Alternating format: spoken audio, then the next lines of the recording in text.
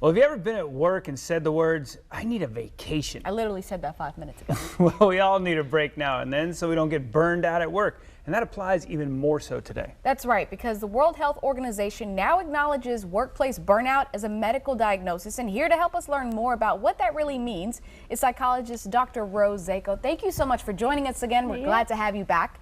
So let's dive straight in. What is workplace burnout? Because you hear the words and you just think, well, everyone kind of gets, everyone can use a break every now and again. Okay, so it's a syndrome that the World Health Organization recognizes. They call it a state of vital exhaustion. And it's when a person is exposed to chronic stress in the workplace. Now, we all have a natural stress response system in the body to kind of gear up under perceived threat. Our body releases adrenaline, cortisol.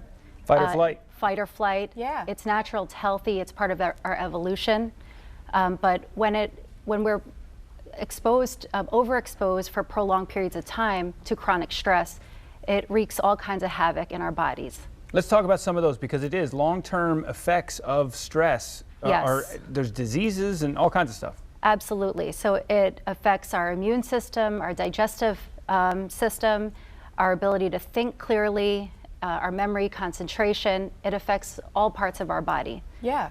Okay, so tell us a little bit about what are some of the signs? Because I guess that's kind of where you try to differentiate between, am I just, a little tired today, or am I experiencing burnout? Okay, so the three aspects of workplace burnout that's talked about are feeling just exhaustion, feeling depleted. And then the next part is feeling just a loss of enthusiasm, loss of positivity, feeling really negative, cynical about our work.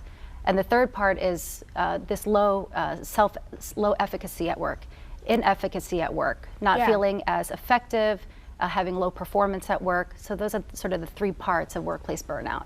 And those are kind of the side effects that happen after you've had all that stress. Now, I have a quote I love, that if you don't love your reality, change it.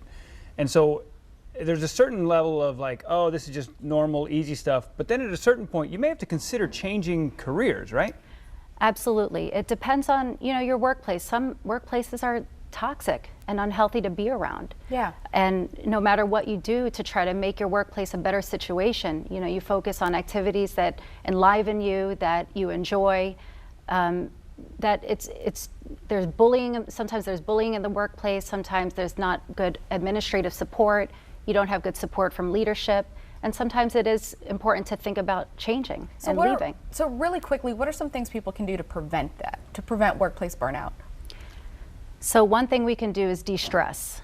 We all go through stressors in the workplace. Yeah. So we want to, at the end of the day, have time for exercise, spending time with friends, spending time with a loved one, someone who cares about you, respects you, Get away trusts from you. it. Yeah. Get away from Yeah. it all.